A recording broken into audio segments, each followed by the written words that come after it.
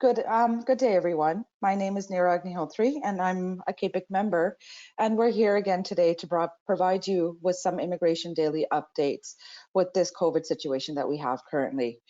I'm here joined by my co-host Valerie Flatt, who will do the CAPIC Bulletin Immigration Canada in French. And today we're going to talk about some of the instructions that were shared by the MIFI on Friday and the IEC participants' latest news. Valerie? Bonjour tout le monde, oui, bonjour Neera, et bonjour et bienvenue à notre bulletin Immigration Canada, un rendez-vous qui maintenant vous est familier et qui vous permet d'y voir plus clair durant cette pandémie qui dure et dont on ne voit plus le bout. Donc je suis Valerie Flatt et Neera Agnihotri est ma co-animatrice pour les anglophones. Aujourd'hui, nous allons vous parler des instructions partagées par le MIFI vendredi après-midi et puis des dernières nouvelles pour les participants au programme EIP. Et voilà, c'est reparti. Neera, it's your turn. All right, so in regards to the MIFI program, all the required documents immigration is requesting be included in the application. But however, they will exceptionally accept photocopies and uncertified copies of these documents if it's impossible for the applicant to provide certified copies or originals because of the current situation. Please note, all original documents will be requested at a later time by an officer. For the screening and benchmarking requests submitted by clients that are currently being processed, the time frames for receiving a response from them and a request from the department are extended now by 60 days. Donc, comme vous l'avez peut-être vu, le MIFI nous a envoyé un courriel la semaine dernière et a fait une parution. Donc, tous les documents exigés actuellement dans les demandes, dans n'importe quel type de demande du MIFI, doivent être inclus dans la demande. Donc, vous devez absolument mettre et remettre dans vos enveloppes tous les documents exigés par le MIFI au moment de soumettre votre demande. Exceptionnellement, cependant, les photocopies et copies non certifiées conformes pourraient être remises en ce moment, advenant qu'il soit impossible en ce moment de fournir des documents tels que les copies certifiées conformes à cause du Covid, mais vous devez le justifier dans une lettre. Cependant, prenez bien note que tous ces documents pourraient peut-être être demandés au besoin par l'agent ultérieurement. C'est-à-dire si l'agent n'est pas convaincu que les photocopies que vous avez soumises au lieu des documents copies certifiées conformes, il se pourrait que l'agent vous demande de faire parvenir par la suite, donc ça va vous faire perdre du temps, des copies certifiées conformes. Pour les demandes de sélection et d'évaluation comparative présentées, qui sont en cours de traitement déjà, les délais accordés pour recevoir une réponse suite à un avis de refus ou une demande de documents supplémentaires sont prolongés de 60 jours. Donc, vous allez avoir du temps supplémentaire pour pouvoir faire parvenir les documents qui vous ont été demandés suite à une demande déjà fournie. Donc, vous avez 60 jours supplémentaires pour essayer de récupérer ces documents. Si par ailleurs la situation venait à se prolonger, vous aurez peut-être encore un peu plus de temps, mais pour le moment, c'est 60 jours supplémentaires. Neera, back to English. All right, back to English. We're going to now just give you some updates on the International Experience Class program. For programs that are offered under the IEC, invitation rounds are currently suspended until further notice. They continue to accept profiles and applications for participants in the IEC application pools. However, due to some interruptions, applications are not being processed at this time. No current applications will be closed or refused. So if you've submitted an application, it will remain in the pool. It will remain with pending status. They will not close or refuse these files due to lack documentation or inability to complete the application process in time. Donc maintenant nous allons parler des programmes EIC, donc tout ce qui est travail-vacances, stage jeunes professionnels et stage COP. Donc tous ces programmes, les rondes d'invitation sont suspendus jusqu'à nouvel ordre. IRCC continue d'accepter les profils, donc vous pouvez continuer à mettre votre profil si vous voulez, mais il n'y a plus de rondes d'invitation. Et les demandes ne sont pas traitées pour l'instant. Vous pouvez toujours demander tout ce que vous voulez, il n'y a rien qui est traité, tout est en suspens. Aucune demande, par contre, en cours ne sera fermée ou refusée en raison d'un manque de documents ou de l'incapacité de terminer le processus de la demande attend. C'est-à-dire que si vous n'arrivez pas à fournir votre biométrie ou à passer vos examens médicaux, ça ne va pas être un motif de refus. On va vous donner, on vous a dit 90 jours supplémentaires. Donc pour le moment, les demandes en cours suivent leur cours, sauf qu'elles ne sont pas franchement traitées. Donc vous allez devoir patienter. Okay, so prior to traveling, because of all the changes that we're having in the employment labor market, please make sure that the applicant, the employee, asks the employer if or not he still wishes to honor the contract or not, if they still have an offer of employment currently valid. The offer of employment is no longer valid. The employer is able to withdraw the offer of employment as long as the work permit has not been issued. And in that case, the participation fee will be refunded by Immigration Canada to the applicant, and immigration will not consider that you have participated in the IEC. And if the situation changes, you may be eligible to reapply. However, you're going to have to wait until immigration sends out new invitations to apply and the program reopens. Back to you, Valerie. Thank you. Avant de voyager, le travailleur doit s'adresser à son employeur pour s'assurer que le contrat est toujours valide, que l'employeur va toujours honorer le contrat qui a été accordé entre l'employeur et l'employé. Si l'offre d'emploi n'est plus valide, l'employeur doit retirer son offre depuis le portail des employeurs tant que le permis de travail n'a pas été délivré. Donc ça, c'est valide seulement si le travailleur se trouve toujours hors Canada, sans permis de travail imprimé. Dans ce cas, les frais de participation seront remboursés et IRCC ne considérera pas que l'employé a participé à un des programmes de IC. Ensuite, si la situation change, il se peut qu'il soit admissible à présenter une nouvelle demande. Toutefois, il devra attendre les nouvelles rondes d'invitation pour présenter une nouvelle demande sous les programmes offerts sous EIC. All right. Okay, so what if the employee is already in Canada and the work has shut down for the moment due to COVID-19 and their contract and their employment has been terminated? Well, they can have their conditions changed on their work permit. They will have to seek a new employer, new offer of employment. This may involve them getting an LMIA approved by ESDC, the employer.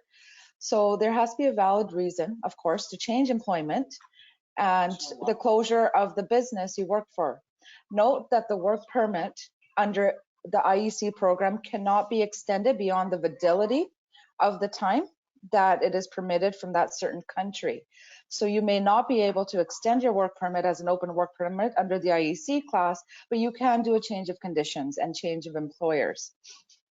All right, and of course, there's a fee for changing employers. You'll have to pay for the immigration fees all over again and wait the processing time, which we don't know how long the processing time is going to be.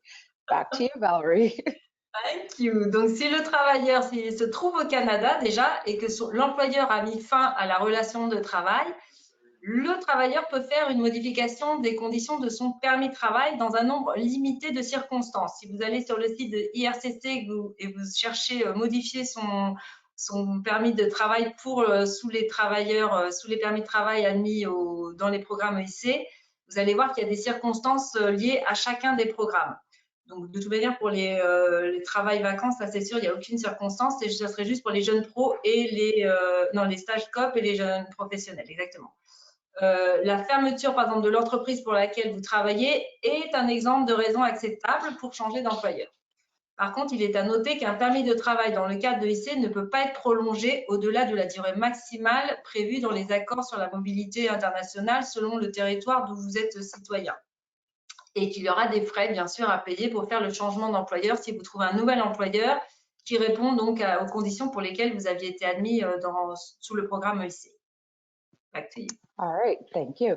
So letters of introduction will be valid for 1 year from the date of issuance.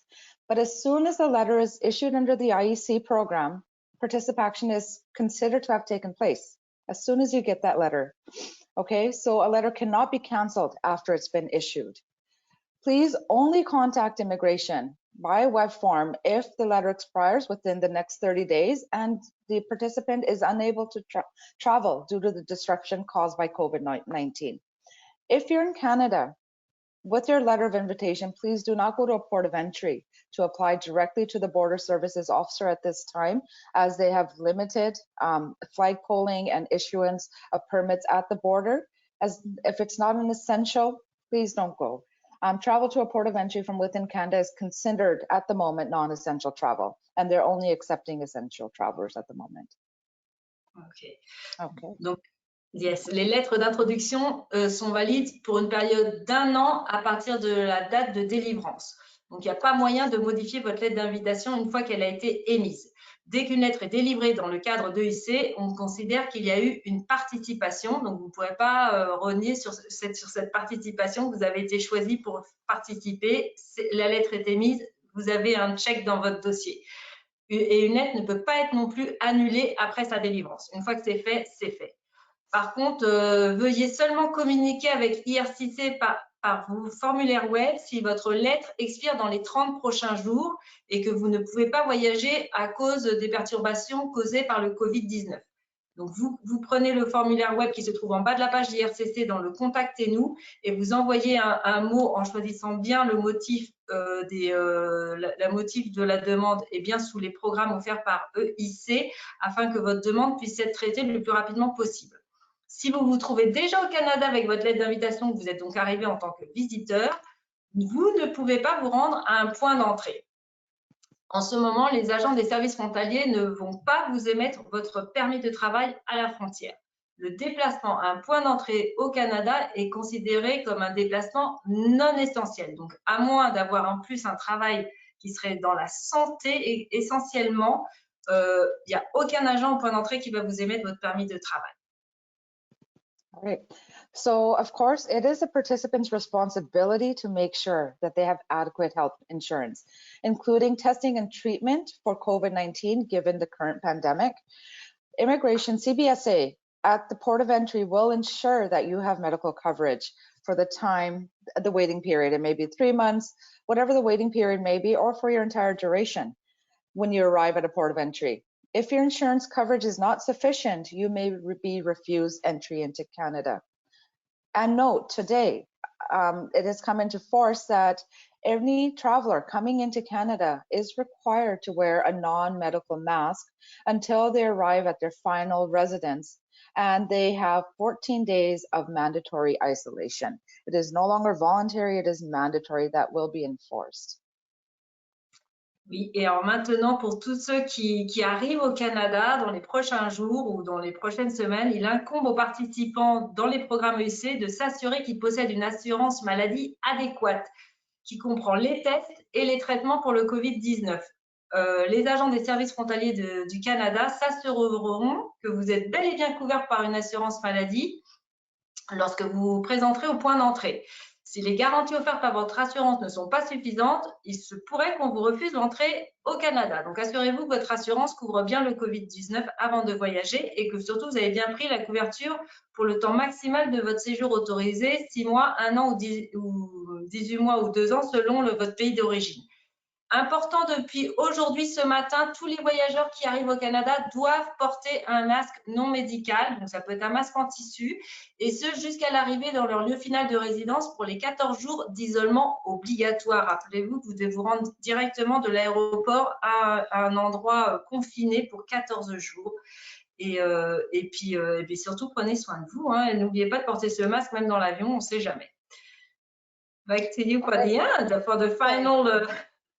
Goodbye. Goodbye. Thank you, everyone, first of all, for joining in today. And this is our CAPIC daily immigration updates for our members. Please follow us every day at 3 p.m. for any new recommendations that may come out. We will keep you informed. And also remember that we meet with an IRCC and ESCC every Tuesday, so we can send them your questions and answers. Remember to send us any questions that you may have. We will try to get them answered for you. Everybody stay well, stay safe. Thank you. Back to you, Valerie. Yes, merci de nous suivre tous les jours à 15 h pour les dernières recommandations. Rappelez-vous que nous rencontrons tous les mardis IRCC, ESDC, parfois même CBSA, et puis qu'on essaie de leur faire parvenir toutes vos questions et d'obtenir des réponses pour vous. Donc, pensez à nous faire parvenir vos questions. On travaille pour vous, on est là pour ça.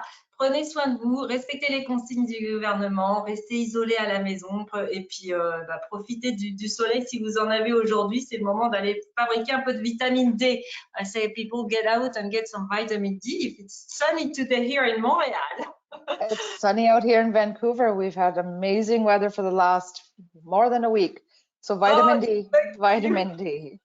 Get some happy Yeah, smiles I think happening. we're not wearing the same clothes yet.